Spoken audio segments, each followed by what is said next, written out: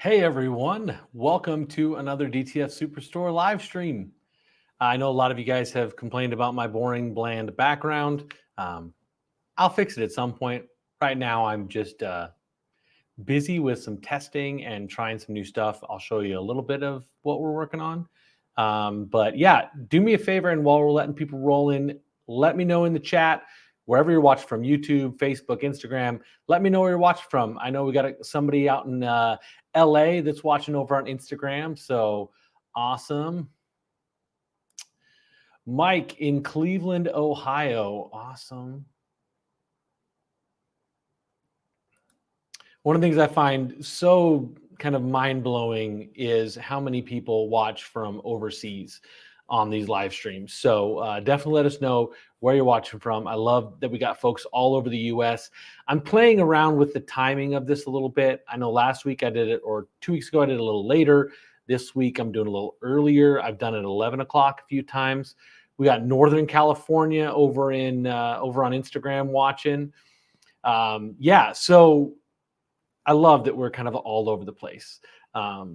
And I just try to find the best time.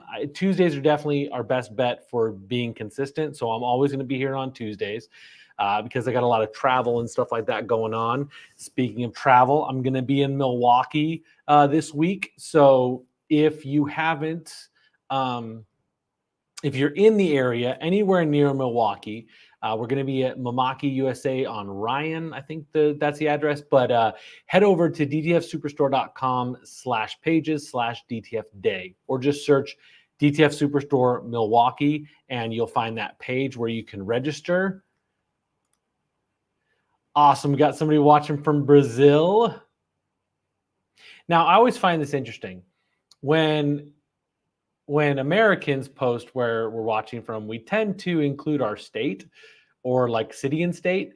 And a lot of folks overseas tend to give us like just the country name. Now I'm wondering, for you watching in Brazil, are there provinces, states in Brazil? I don't know my geography super great from that standpoint. But yeah, let me know where in Brazil you're watching from. I know most of South America and stuff like that is similar time from us. Philippines, it's late. We get a lot of crew over there, like middle of the night, and then a lot of Europe. So just trying to find the best time to do these things. Anyway, so today we're going to be talking about semi-transparent pixels, the scourge of DTF printing, for sure. But we're also going to be talking about some other Photoshop tips and tricks and things of that nature. So if you've got questions, put them in the chat. It doesn't have to be specifically about Photoshop, though that's the primary thing we're going to cover today. Yeah, let's jump into it. So we've got, get my mouse over. So we've got a Mamaki logo. And this was created from a vector file and then converted into a PNG. And this is a totally common practice, but I want to show you guys something that happens on a vector file that's been converted to PNG. Look at that. You've got at least 2 semi-transparent pixels on the edges there. And if this is going to go on a black shirt, those will show up as lighter, like white pixels. So, and I'm going to show you another graphic here. This one, again, was created using a vector program and then exported to PNG. And in this case, we've got 2 semi-transparent pixels there. I know I was looking at this eye earlier. There's 3 semi-transparent pixels there. So what's going to happen is, even if your printer is totally dialed in, and your choke is set at 3, you still might have a little bit of lightness showing up here on this edge. And that's because sometimes that white underbase kind of squeezes a little bit, depending on how thick the white underbase is, but sometimes it squeezes a little bit. And so what you want to do when you're printing DTF is completely get rid of any semi-transparent pixels, because even if your machine is dialed in right and you've got some kind of choke, you can still see some little white halos, especially when you're doing it on a darker shirt, like a black shirt or something like that. Also, a very popular design trend right now is black text on a black shirt. I've got a shirt that does that. Definitely, I don't wear it on these videos because it doesn't pop, but I've got it on a personal shirt and it looks really clean. But when I first printed it, you could see a little bit of a white edge on it. And I was like, what the heck is going on with this thing? I made this graphic. It should be fine. Now, ultimately, if you print with a vector file, it's not going to have some of these issues, but you're not always given that opportunity. So what do you do when you have a PNG logo or graphic and you need to print it and that's all you've got? So what you're going to do, it's a really, really clean, simple, basic workflow. You're going to click on the layer. You're going to go to layers, layer mask from transparency. Click on that. And then you'll notice it hasn't changed yet. Then with the layer mask selected, so if you guys see right there, there's a little highlight around the layer mask, not the actual layer. That's the layer selected. That's the layer mask selected. You want to go to image, adjustments, threshold. Now, before I click on it, I want you guys to watch those semi-transparent pixels. Watch what happens. Okay, so some of them disappeared. Some of them got darker. But what happened is everything is now 100% opaque. And sorry, my threshold window popped over onto my other screen. There we go. So you're going to get this threshold window. And this is the point where you're going to need to make some decisions, because if you have really, really light, faint pixels that have like maybe 2 or 3% opacity that you didn't see it before, you will start to see it now. So I'm going to zoom out just a little bit so we can see what's going on with this edge here. And as I move this threshold, watch the edge. See how it changes a little bit? The further we go to the right, the more it's kind of contracting it. Basically, what that means is stuff that was more opaque, it's getting rid of those things. So if you think about it, the threshold in the middle is,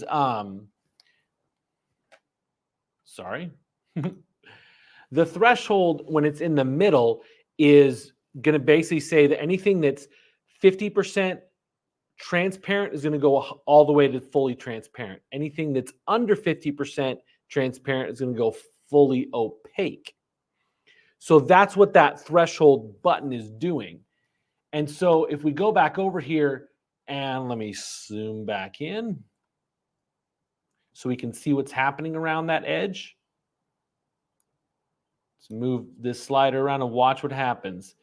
Now see how it kind of created some stuff up here on this top edge?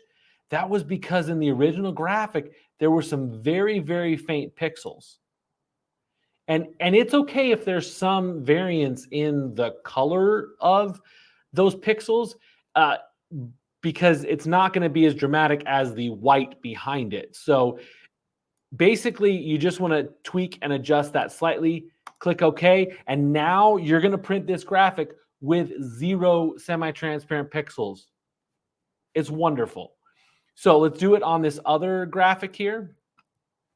And I'm going to zoom in to that eye because I know that eye has got the excess like semi-transparent pixels. So see that? It is rife. Like this one right here, you'd probably have some white peeking out there and it would be really unfortunate. So let's go to, so make sure the layer selected, layers, layer mask from transparency.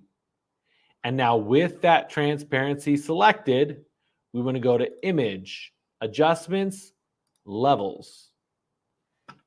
And then, whoops, sorry, nope. I'm so used to my halftone workflow. Image, adjustments, threshold. Sorry about that, guys. And you saw it jump all of a sudden right there. So I'm going to turn off the preview so you can see that's the original. That's the threshold adjustment. Now, I don't love the way that curve is looking. So I'm going to use the threshold here to play with that a little bit. See how I'm kind of changing that curve a little bit? I'm going to zoom out a hair just so I can see what's going on. So sometimes it makes the edges look a little more jagged. Sometimes it puts on a lot of thickness. So you definitely want to zoom out a little bit and check different areas of the image, because you can see the W there specifically. If you watch this W, as I slide back and forth, we're going to get pretty dramatic differences. So every image is going to be slightly different. So you just want to adjust this threshold to what looks good to your eye. Obviously, when you're zoomed way in, this is 3000% zoomed in. If you go out to 100%, you're not going to see much. I'm going to, let's see, that's at 900% zoomed. So you kind of want to bring it back out to maybe 140, 150 and kind of play with that and find a happy medium. And there you go. Now this graphic has 0 semi-transparent pixels on it. And again, if you don't love the edge there, you just back up and do that threshold again. So Command or Control Z and just do the image adjustments threshold again and tweak it till you like the curve. That's a little cleaner curve. Yeah, the rest of that looks okay. I wonder what these smaller Vegas looks like. And you'll see steps here. But again, we're zoomed in 900%. So, yeah, that's not going to even show up when you print. What will show up are little white halos around everything when you got semi-transparent pixels. So one of the main things you want to make sure that you're doing when you print, and if you see those halos, the white halo, a lot of times it is just semi-transparent pixels. Now, if it's all showing, if the halo is all showing off to one side or off to two sides, then you know your white print head might be out of alignment with the CMYK print head. Or if you have a single head printer, your feed rate might be wrong. So those are a couple things that you can look out for. Eric watching from Cuba, Missouri. Awesome. Welcome. And we got Fran watching from Argentina. Man, we got South America and North America on lock today. So that's good. Awesome. If you guys have questions about Photoshop stuff or Illustrator or anything DTF related, put them in the comments. I will answer them. I know today's live stream is going to be a little bit shorter. It's not the project that last week's was, where we did this water bottle. Now, this is clear coated now. When you guys saw this last, it wasn't clear coated. So that's with a clear coat on it. Whoops. Focus. There we go. And that's just your basic run-of-the-mill Rust-Oleum clear coat from Home Depot.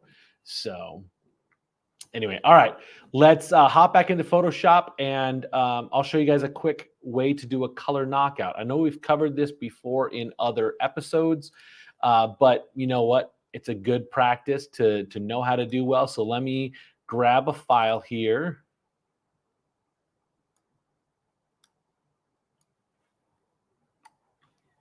And we'll switch back over. Maybe I won't. Oh, when I switch windows, it oftentimes jumps the little opening windows over to other areas. Okay. All right. So let's do a quick color knockout on this guy. And one of the things with the workflows that we've done, the color knockouts, the halftone, stuff like that, all those workflows are designed to create no semi-transparent pixels. So that's not even an issue when we're creating the files the way that kind of we've taught how to do it. But oftentimes you're going to get logos that somebody else has created that has those issues. So let's do a quick color knockout. So for this one, I would probably do this on a tan shirt so I can knock out the tan. So first thing I'm going to do is I'm going to create a background layer. And I'm going to make it this tan color, basically so we can test it on a tan shirt. Now, if you guys see this little gray area here, I have gamut warnings turned on. So I've actually scanned the ICC profile for my printer. And put it into Photoshop. So it's going to give me a preview of what's printable, not printable. I'll dive into that a little bit more in a second. There we go. So we're going to have this tan background so we can turn it on and off and verify that our knockout looks correct. This one's not a terribly complicated one, but let's select that top layer. We're going to go to select, color range. Again, my windows keep jumping back over. Select this tan. And if you look right here, you can kind of see the preview of your selection. Now, this fuzziness adjustment here, what that does, see how this is why color knocking out is easier in a vector file. In a raster file, which has pixels, you get this like gradation here as it's transitioning from the dark blue to the tan. The fuzziness adjusts what's going to get selected. Generally, you're going to be okay in this kind of middle range, but we're going to select that and see where it's selected all that stuff there. If I wanted it to select more of it, I would adjust that fuzziness up. Now with this selection, I'm going to create a layer mask. Oops, it did all the stuff I didn't want it to do. It did the opposite. So when you're in that color range selection, color range, I often forget to click this invert button. So we're going to select that color, click invert, and now we select our layer mask. We also could have just inverted the layer mask once it was already in there, but it's just an easier workflow to make sure you guys hit that invert first. So now we've got that knockout. If we zoom in, we're going to see these edges here. Now, in the case of a color knockout like this, where we're knocking out a color to replace it with the shirt's color, these kind of lighterish edges are not going to be an issue. And you will notice that there are some semi-transparent pixels. So what we do with this kind of a knockout is we select the layer mask, we go to image, adjustments, threshold. If you've watched our video on the color knockout before, you've seen this exact workflow. And again, you can just pick and choose what you're going to do with that. And there we go. Now, because we're knocking out a similar color to the shirt, the fact that we have some lighter edges isn't going to affect it as much. If you're putting like let's say you're trying to knock out a background because somebody sent you a logo as a JPEG, and you've got to knock out the background, that's going to create some lighter colors on the edges.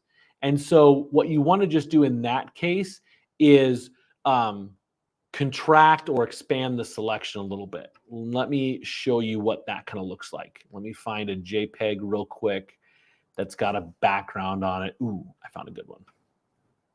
Oh, sorry, I didn't verify with you guys. Turn on the background layer. Here we go. So let's pull up this graphic. And again, if you guys have any questions, ooh, we got a good response there. Brian, color knockout has been game changing. It absolutely has. It is the #1 thing that will make your graphics or your DTF garments feel softer. It is the #1 thing. If you can knock some ink out, it is the biggest factor in having your graphics feel softer. So I agree, Brian, definitely a game changer. All right, we've got this ugly logo that is way too small, but let's try to knock out the background. So there's a couple different ways you can do it, but in this case, we're just going to do it the way we did it before. So we're going to do select color range. We're going to select the white color. We're going to make sure it's inverted. Click OK. Create the layer mask. Go in here and just adjust our threshold like we're supposed to. So we'll go image, adjustments, threshold. And now let's say like we're going to put this on a black shirt. So let's put a background on it. Let's make that background. By the way, I'm hitting Shift Backspace or Shift Delete to bring up the fill window. Okay, so again, It is an ugly file for sure. But see what's going on there? See how those lighter colors are all around the edges because we had a white background. So if you tried to take this logo and pull the white background out of it, you would end up with this ugly mess right here. So how do you fix that? Well, when we go in and do the selection, so I'm going to back up. So let's go select color range, pick the white, make sure it's, let's go up a little bit on the fuzziness. But I can see like all this lighter stuff. So we can do two things. One, let's try to crank the fuzziness all the way up. So let's go color range, white, and let's crank the fuzziness all the way up. That does pick up a few more, so that's good. But maybe you feel like it's picking up too much or not consistent enough. What you can do now is with this selection, go to select, modify, expand. And what this is going to do is this is going to take all of those pixels that are selected and move out or in 1, 2, 3, 4 pixels, whatever you select. And again, my windows keep jumping back over here. There we go. So you can select the number of pixels. In most cases, you don't want to do more than 1 or 2 when you're trying to just get rid of these edges. So, hold on one second. Before we do that, I just noticed something. Look at this. Look at what it did something weird with the selection there. So I turned up the fuzziness too much. So let's back that up. Select. Color range. Oh, and you can even see in the preview window, it's kind of small here, but in the preview window, see how that kind of a grayed out area? That means it's selecting those areas. So let's bring it back. Yeah, let's do it right there. And then everything that's white, we've got selected. So I want to go to select, modify, and expand because I want to expand out from the white into those colors. And I just want to do, let's do 2 pixels just so you guys can see what's happening. Ultimately, I normally, on this small of an image, I'll just do 1. If it's a bigger image, you might get away with 2. But let's zoom in and watch what these little marching ants do, the selection indicator. Okay, I went the wrong way. I often do that. So instead of expand, I want it to contract. I often invert these, and it's easy to invert them. So, okay, let's do it by 2 pixels so you can see what's happening. Now watch the ant marching lines. Now jumped way in here. Again, that's probably too much. So let's back it up, and let's just do 1 pixel, modify, expand, right? That's what we're doing. Nope. Doggone it. I did it again. Contract. 1 pixel. Boom, right there. Now we make our layer mask, and we're going to need to select the layer mask, image, adjustments, threshold, and then watch this line there on the edge. Bring some of it back out. It's right there, I think. Again, this is a very low res image, like a very low res image. I use it for vectorizing stuff, which actually will do that. I'll show you guys a cool software for vectorizing. But now I put that layer on that's black, and it looks a whole heck of a lot cleaner. Not perfect because, again, it's a very, very small file, but it works pretty good. All right, so let's vectorize this exact image. So some of you guys have used Illustrator. Illustrator is not a lot of fun to use, but for vectorizing an image, let me clarify. The vectorizing function in Illustrator does work to a degree, but it's a little, it just doesn't look pretty. It's always kind of blotchy and creates blobs out of stuff. Ooh, we got Pakistan in the house. Awesome. Hello. I guess Uzman is your first name, and probably not the place where you're from, but yeah, Pakistan. Awesome. And thank you. The bottle design did turn out pretty cool. I agree. All right. So vectorizing an image. You've probably used Vector Magic. You've probably used a lot of different tools. I'm going to show you guys one today that I am absolutely in love with, and it does an amazing, amazing job.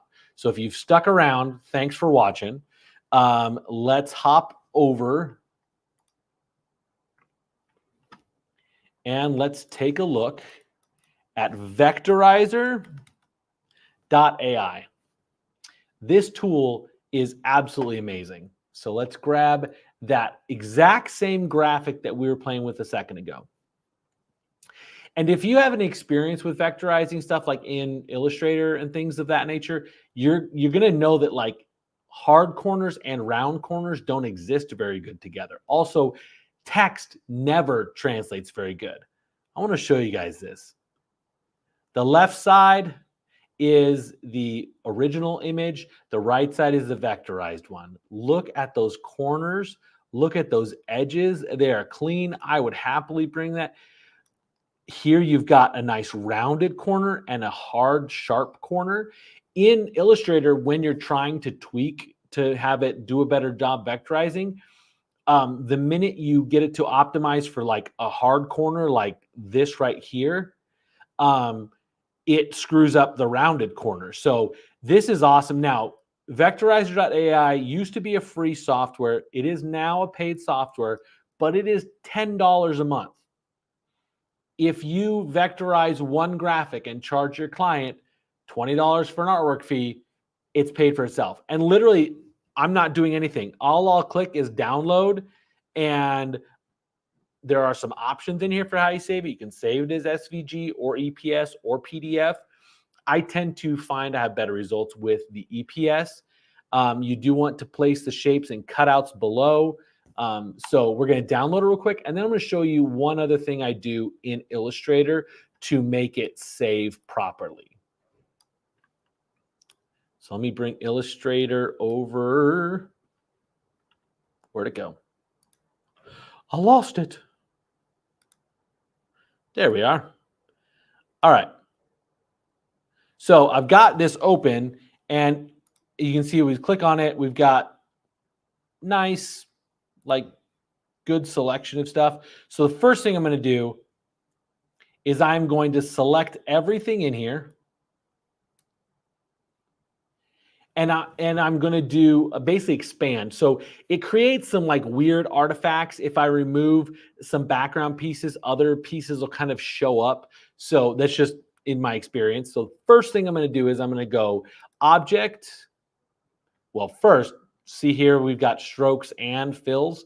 So the first thing I'm going to do is I'm going to convert all of those strokes to shapes. So I'm going to go outline stroke. So object, path, outline stroke. Now I'm going to go to object, expand, and just keep everything checked, click OK. And then I'm going to go to Pathfinder and click merge. And what this is going to do is going to kind of take everything and pancake it all down into one level, but with cutouts from each other. So now when I go in here and get rid of, because there's currently a white background on this, I'm going to get rid of that. So with the A tool or the direct selection tool, I'm going to select this white background, and I'm going to get rid of all the white in it. So I'm going to go to select, same fill color, and I'm just going to delete it. I could do no fill, but for my purposes here, I want to delete it. And now we've got rid of all of the whites. Let's go back over here. Yep, all the white's gone. And now we can zoom in and see just how clean this is. Now, if you remember, this was a gradient. So we do need to merge these shapes together to create that gradient. But ultimately, like when it comes to outlining stuff, Vectorizer does an amazing job. So as a reminder, it's vectorizer.ai. It is absolutely amazing. I've loved using it. When I first found it, it was absolutely blowing my mind just what it was capable of doing, because there are so many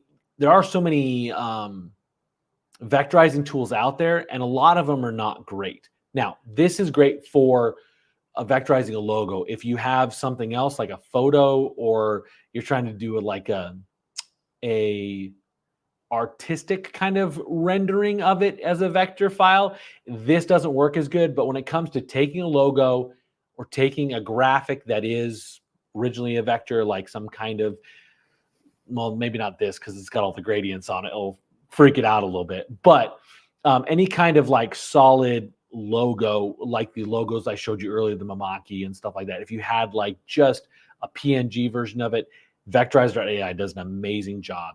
If somebody came to you and said, I need this on the back of a shirt, and all they gave you was this tiny logo, you can punch that into Vectorize.ai, and it makes things work way better.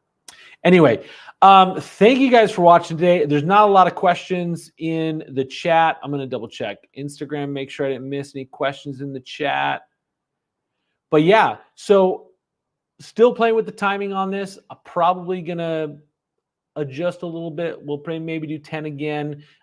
If you have suggestions for what kind of topics you'd like me to cover or projects you'd like me to cover, we did the water bottle live. I'm happy to test stuff. We tested sandpaper a few episodes ago.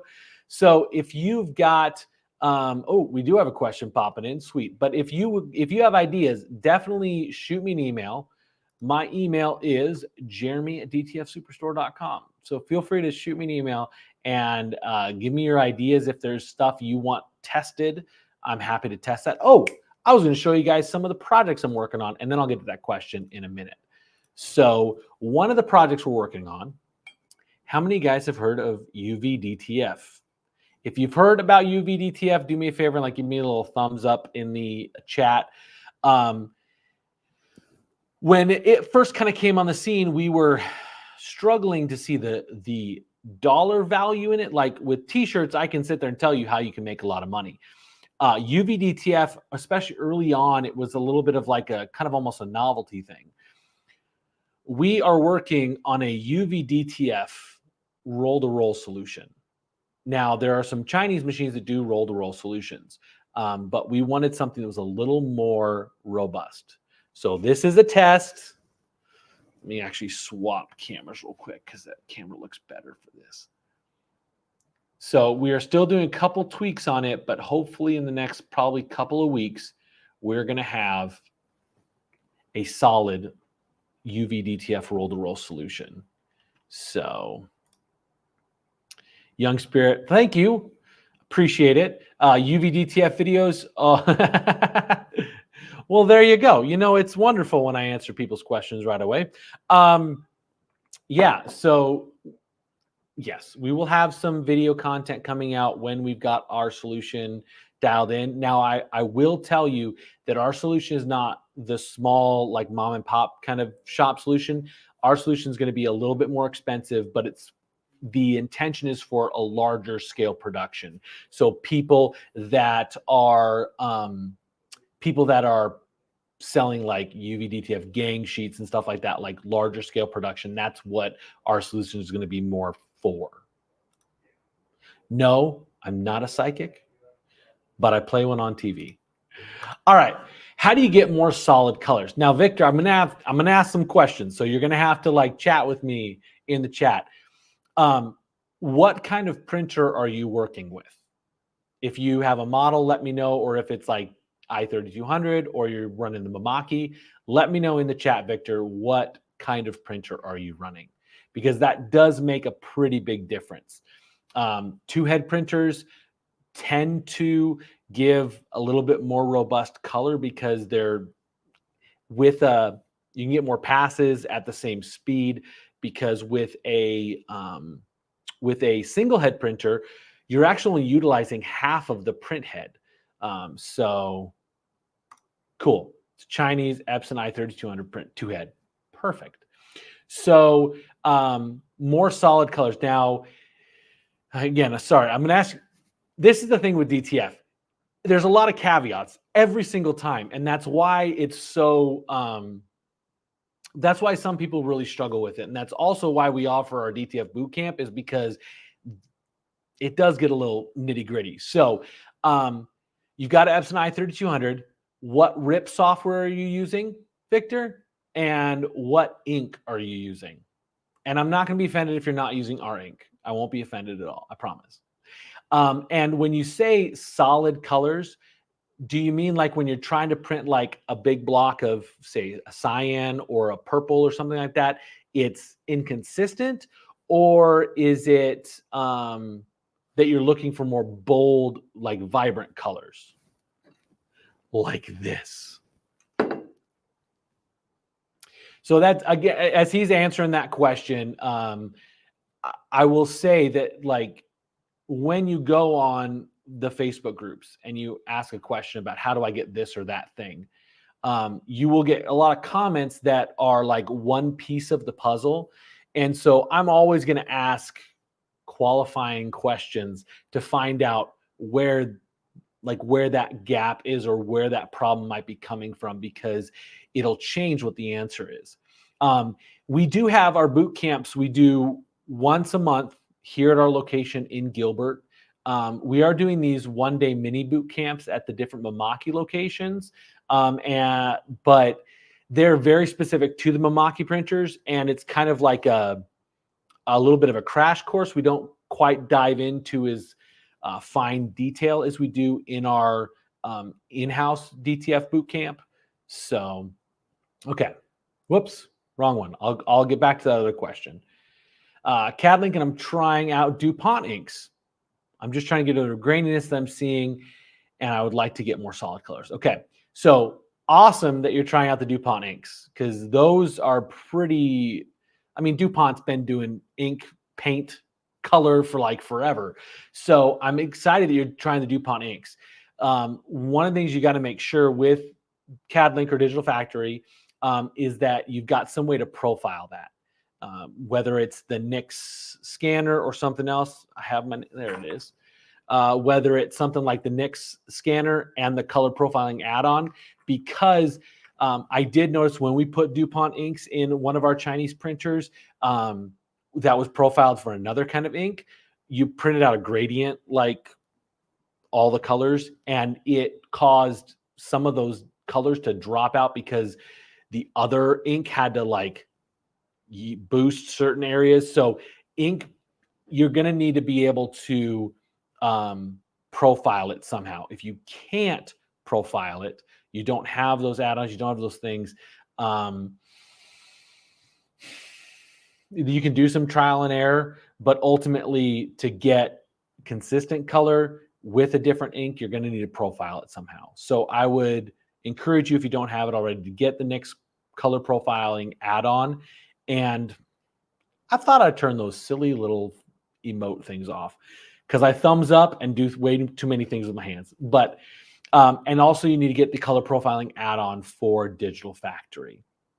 Now, that being said, when it comes to graininess, some colors will show up as being a little more grainy because it might be a color that's outside the gamut of the printer. So, and I'll probably cover that. I mentioned that I might talk about that. I'm going to cover that later in another live stream on how to input an ICC profile into Photoshop so you can preview what's going to print. But yeah, when it comes to graininess, sometimes it's a color outside the gamut of what the printer's capable of. Sometimes, especially with the single heads, it's trying really, really hard to get that saturation in that, trying to get that saturation into that color. So I know that we get some graininess in some of the teals and cyans on the Mamaki TXF 150.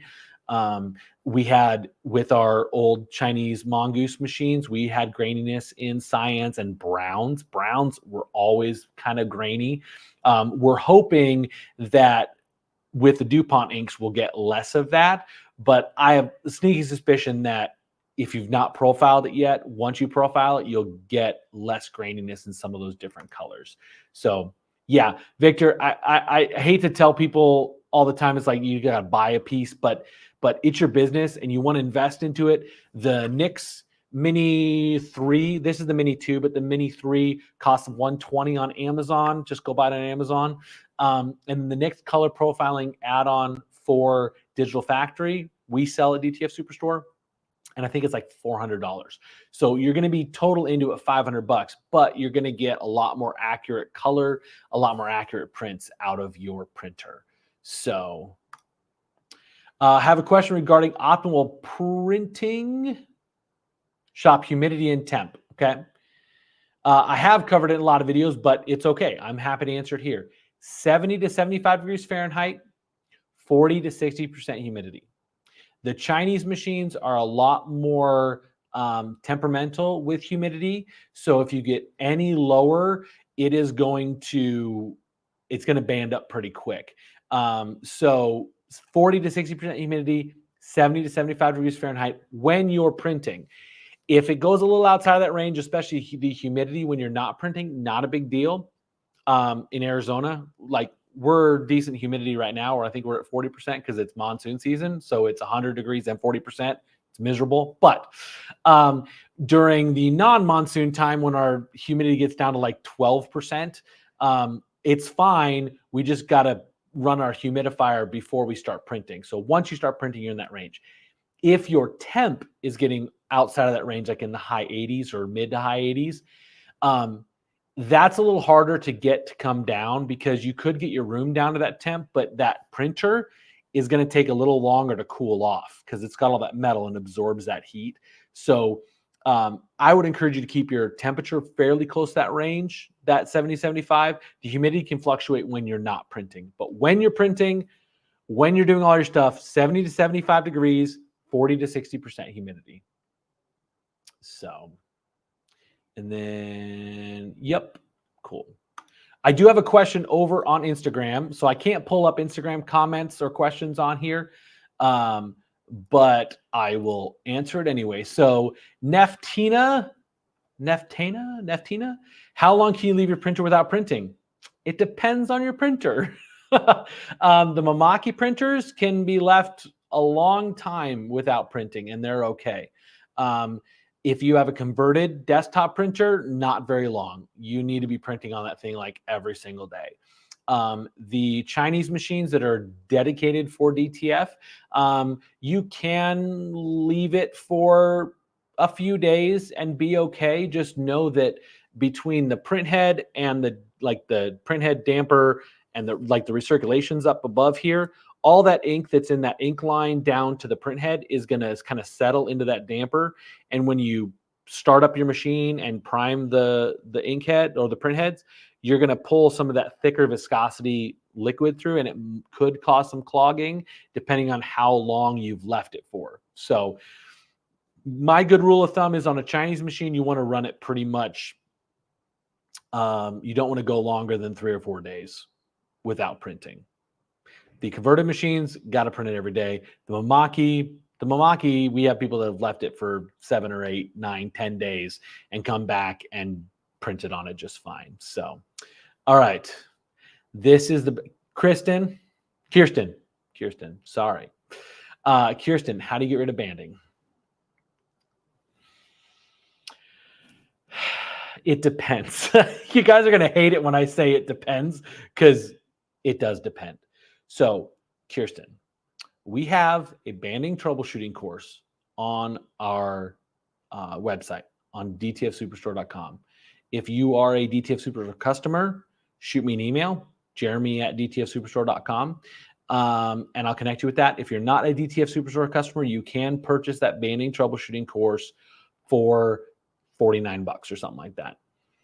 The reason we have a course for this is because there are probably 40 different things that can cause banding on a printer. And if you go on the Facebook groups and ask about it, everybody's going to have about 40 different answers.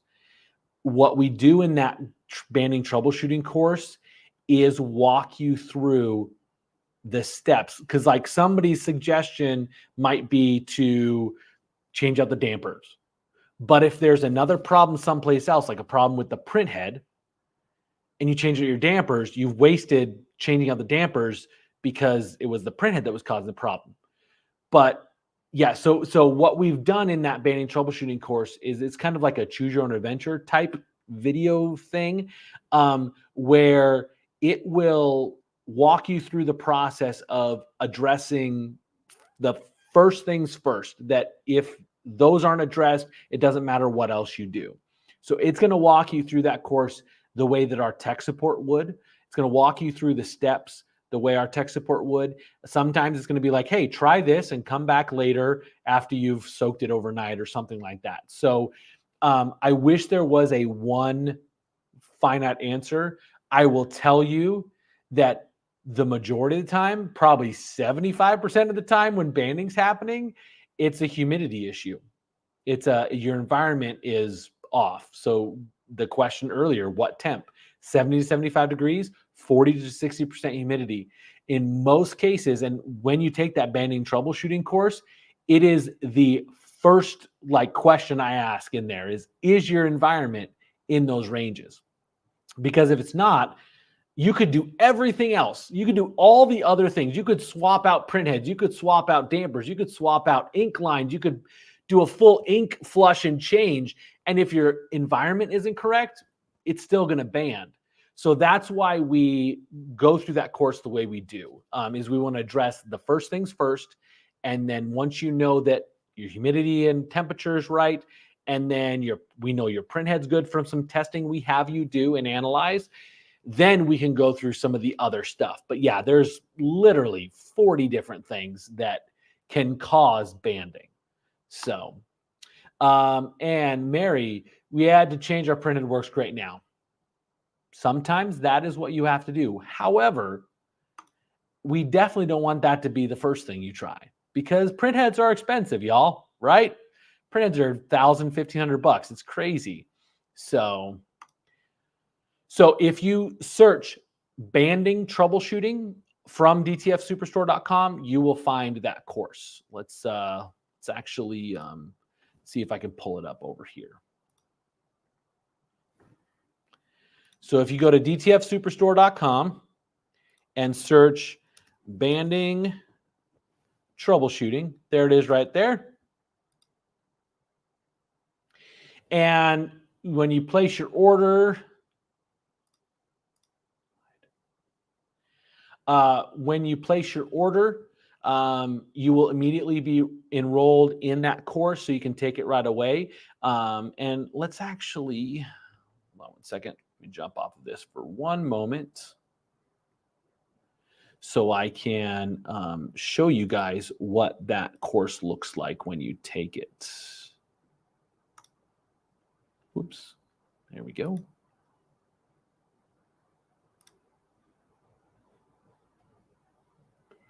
Actually, let's have fun. I'm going to show you guys the back end. Let's get in it. So this is kind of what it looks like. If it looks like a madman, it's because I am. No. So basically, when you take this course, it's going to come up like this. And it's going to be, hi, welcome to the banding troubleshooting. And the first thing I ask is, are you picking up where you left off or starting new? And then you just say, I'm just starting. So then a video version of me says, it's a common issue. Is your humidity in the right range? And you answer that question and it takes you to that next spot. So let me skip ahead on this video. So now it says, yes, my humidity and temper in the right range. So now I'm going to give you instructions on how to do the nozzle check. And then I'm asking you, what does it look like? Are the grids consistent or does it have some breaks? If the grids are consistent, it's going to walk you to a certain section. If it has some breaks, it's going to walk you to another section. So that's kind of what that course is going to do for you. So, here we go. Let's try this. We tried everything. We did all the troubleshooting. Now, Mary, have you done our troubleshooting course? Your name I don't recognize from the university, so but somebody maybe at your company has it. If you have tried, now there are some cases where you've tried everything and there's still issues. Literally in that banding troubleshooting course, there's a certain point that you get to where you've kind of tried everything. And literally I say on the video, well, it looks like you've done pretty much everything. Maybe your problem's a little more advanced than what this course is able to do.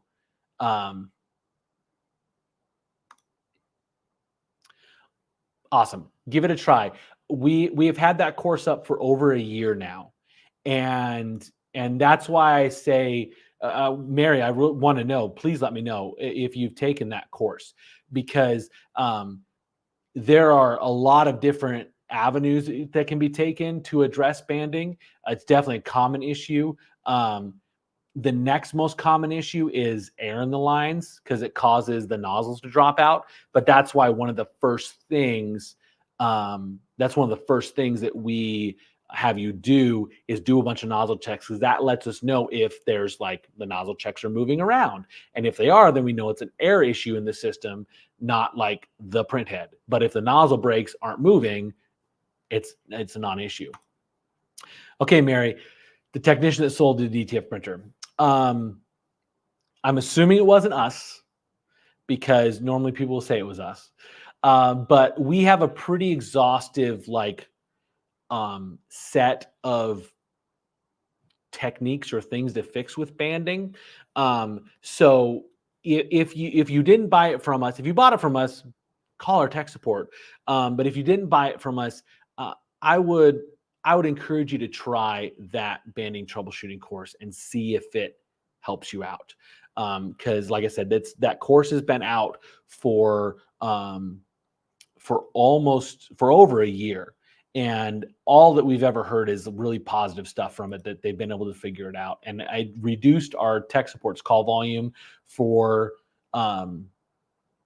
banding dramatically. And people are able to actually do it themselves, like work through it in their timeline, versus like, especially around the East Coast, 3 hours off from us, it's a mess. So, all right. So I hope that helps. A couple of y'all that are buying the banding troubleshooting course, I'm the instructor in that course. So if you have a question or it's not working well, shoot me an email through that. Also, if you've bought the banding troubleshooting course, our tech support will help assist you on that. Most of the time, our tech support only helps people that have purchased the printer from us. But with that banding troubleshooting course, we kind of include a little bit of tech support in when you've taken that course. So give it a try, see what you can do. Again, some technicians will exhaust all their options. We've been doing DTF since 2020, so we've been doing it for 4+ years. And we've got Andy, who's a guru of printing, of water-based, like all this kind of stuff. He started out with DTG and now he's doing DTF. Josiah is the best when it comes to tech support and troubleshooting. And then we've done a lot of experimenting and testing. So that's kind of how we have our base of knowledge. And then I've got to end the live stream because my wife decided to hop on. And I mentioned I'm going to Milwaukee. We don't have details on the other places I'm going to be, but just FYI, and I appreciate that you're my biggest fan, honey. I think some other people might argue with you on them being bigger fans of at least this version of Jeremy. Other places I'm going to be, because I love seeing you guys in person. I love hearing your guys' stories, what you guys are doing when stuff that we've shown you guys helps you out. I love hearing that. So don't be shy. But I'm going to be in Milwaukee this coming week, like literally in 2 days. On Thursday, I'm flying out tomorrow. So if you're anywhere in the Milwaukee area within a few hours, it'll be worth it. We're going to be at Milwaukee. There's going to be demos there. You're going to be able to play with stuff. They've got every Milwaukee location I've been to it's like a playground. It's awesome. I'm going to be in the Boston area in August. When I have more details, I'll share those. But I'll be in the Boston area in August. I will be at Printing United in Las Vegas the second week of September. I'm going to be in New Jersey with Milwaukee in the week after that. So in September, I will be in Dallas, Fort Worth at the Milwaukee there in October. And then I am going to be teaching one, possibly two sessions at Impressions in Dallas at the end of October. So lots of opportunities to come see me, to come learn, come hang out, come see some awesome stuff. Carol, thanks for tuning in. Carol came to the Mamaki show or the DTF day at Mamaki 2 weeks ago in Atlanta. I was complaining about the humidity, and now it's just as humid or more so here. But anyway, so lots of opportunities to come learn, to see our equipment in person. So definitely come out and say hi. Carol and her husband drove down from Charlotte, so it was a bit of a drive, but I hope it was worth it. And then I control this live stream, but it's fun. I will post for pictures because I'm happy to do that, but honey, you're killing me. Anyway, all right. I appreciate you guys tuning in. I meant to do a short live stream and it turns into an hour, but that's what I love about these live streams. Is like, I want you guys to be able to ask your questions. I want you guys to be able to get your questions answered, whether you bought your printer from us or not. We've got enough knowledge here at DTF Superstore that we can really cover any machine. Our boot camps are not just for people that buy our equipment. Our boot camps are for anybody that's doing DTF, whether you're using a Mamaki, a Roland, a Coldesi machine, Prestige from All American Print Supply. No matter where you've bought your printer from, we can help you make it the best or have it running the best as possible. Because guess what? Other than the Mamaki, pretty much everything's a Chinese machine just rebranded. So we've got those on lock. We know how to work with those things, so we can help you out. Carol, thank you so much again for coming, and thanks for the vote of confidence. If you're anywhere near Milwaukee, I will see you tomorrow. I've been on here an hour. I got other stuff to do. You guys all have a great day. I will see you in 2 weeks. I will do 10 o'clock again in 2 weeks. And if you got ideas for what we should do on the live stream, let me know. Otherwise, I'll come up with something. I'll come up with something that I know will help you guys out. And that's it. Thank you all so much. Have a great rest of your week. Bye.